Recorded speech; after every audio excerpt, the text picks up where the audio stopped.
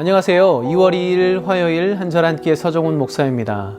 오늘 본문은 마태복음 9장 14절부터 26절까지입니다. 여러분이 그동안 마태복음을 읽어오시면서 무언가 내용이 너무 긴박하게 진행이 된다, 내지는 흐름이 이리 갔다 저리 갔다 좀 뒤섞여 있는 것 같다라고 느끼셨나요? 그러시다면 참 잘 읽으신 겁니다. 혹시 그렇지 않다면 그것도 참 잘 읽으신 겁니다. 이유가 있습니다. 마태는 이 마태복음을 시간의 순서대로 기록하지 않았습니다. 대신 같은 주제의 말씀들을 조합을 해놓은 것처럼 그렇게 기록했다는 거죠. 그러니까 예수님께서 하셨던 말씀들과 사역들과 사건들을 쭉 펼쳐놓고 유사한 내용, 유사한 주제를 가진 말씀들을 묶어놓은 것처럼 보여진다는 것이죠.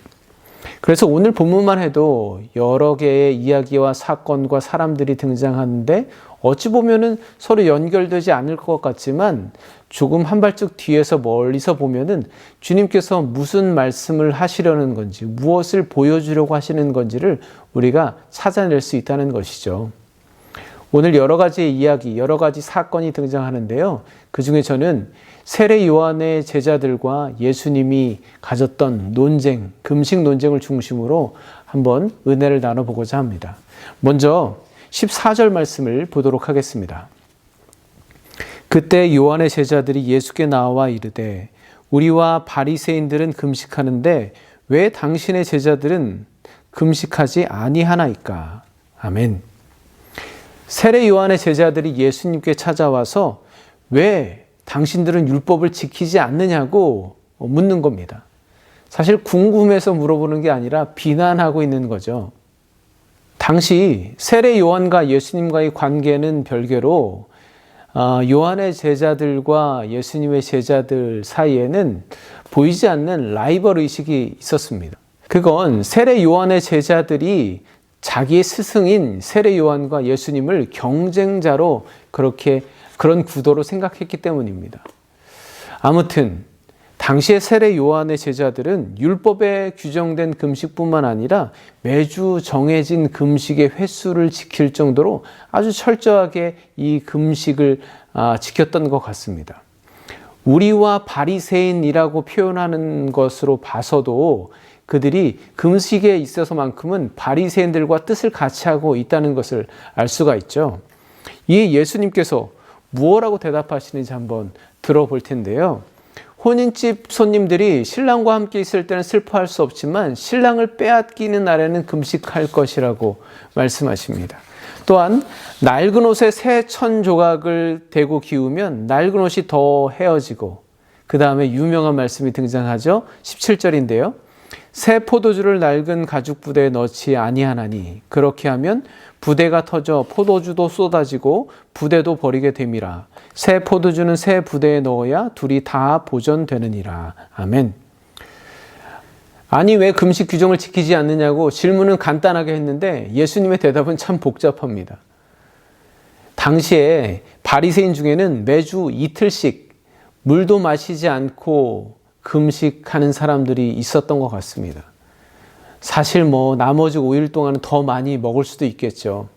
그런데 세례 요한의 제자들도 아마도 그렇게 금식을 지켰던 것 같습니다. 그런데 여기서 중요하게 꼭 해야 할 팩트 체크가 있습니다. 이 금식은 율법에서 반드시 필수로 지켜야 한다고 정해놓은 규정이 아니라는 것입니다.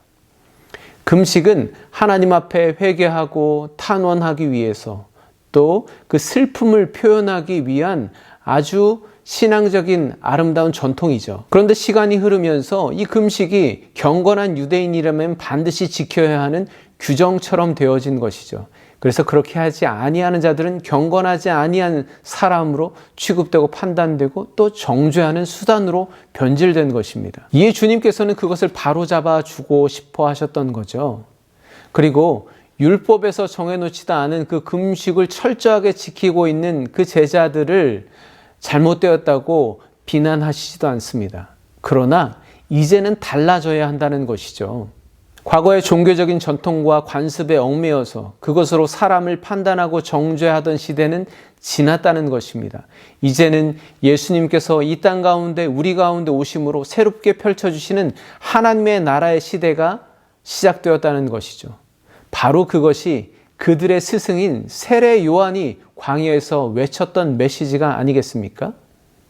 새 포도주는 새 부대에 넣어야 둘 다 보존되는 것처럼 아무리 빈틈이 없고 완벽해 보이는 유대교의 전통일지라도 예수님께서 주시는 새로운 천국 복음을 담아낼 수 없다면 그것은 터져 못 쓰게 되든지 아니면 새 부대로 바꾸어야 한다는 것이죠. 여러분은 새 포도주를 담을 만한 새 부대인가요?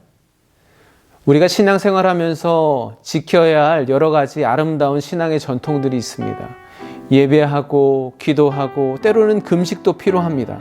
그러나 그 모든 종교적 행위와 열심은 하나님의 말씀을 담아내기 위한 것이어야 합니다. 그러나 여기 복음서에 등장하는 사람들은 예수님께로부터 선포되는 하나님 나라의 복음을 듣지도 않고 그분을 통하여 일어나는 역사를 바라보지도 않은 채 그저 그들이 지켜오던 관습에 얽매여서 엄청나게 잘못된 판단을 하게 되는 것이죠. 바로 그것 때문에 그들은 예수님을 십자가에 못 박게 되었습니다. 저는 오늘날 우리도 그러한 함정에 빠질 수 있다고 생각합니다. 처음에는 참 아름다운 신앙의 전통으로 시작했지만 그렇게 지켜오던 종교적인 관습들이 오히려 하나님의 말씀을 취사 선택, 골라서 듣게 만들고 사람들에게 그런 관습의 잣대를 들이대어서 판단하고 정죄해서 결국은 공동체가 낡은 옷처럼 헤어지게 만들고 낡은 부대가 찢어지게 만드는 과오를 범하고 있지 않은지 우리 자신을 항상 살피고 주의해야 하겠습니다. 여러분, 하나님은 예수 그리스도를 통해서 새롭게 보여주실, 새롭게 시작하실 하나님의 나라와 그분의 말씀과 사역을 통해서 보여주실 하나님의 복음을 담아낼 새 부대와 믿음의 그릇을 찾고 계십니다. 여러분은 그 새 부대와 믿음의 그릇이 되실 수 있겠습니까? 기도하겠습니다. 하나님, 저의 허물 많은 삶 속에 예수님을 담을 수 있을까요? 여전히 옛사람을 벗지 못하고 내가 정해놓은 종교적 관습만을 고집하고 있지 않은지 돌아보게 하여 주시옵소서. 성령님, 이제 하나님이 원하시는 새 포도주를 담을 새 부대가 되게 하시고 하나님 나라의 복음을 담을 믿음의 그릇이 되게 도와주시옵소서. 예수 그리스도의 이름으로 기도합니다. 아멘. 이후에 나오는 혈루증을 앓는 여인 그리고 한 관리의 죽은 딸의 이야기도 오늘과 같은 시각으로 묵상해 보신다면 큰 은혜가 되실 겁니다. 여러분이 한번 묵상해 보시고 저에게도 나눠주시기 바랍니다. 감사합니다. 내일 다시 찾아뵙겠습니다.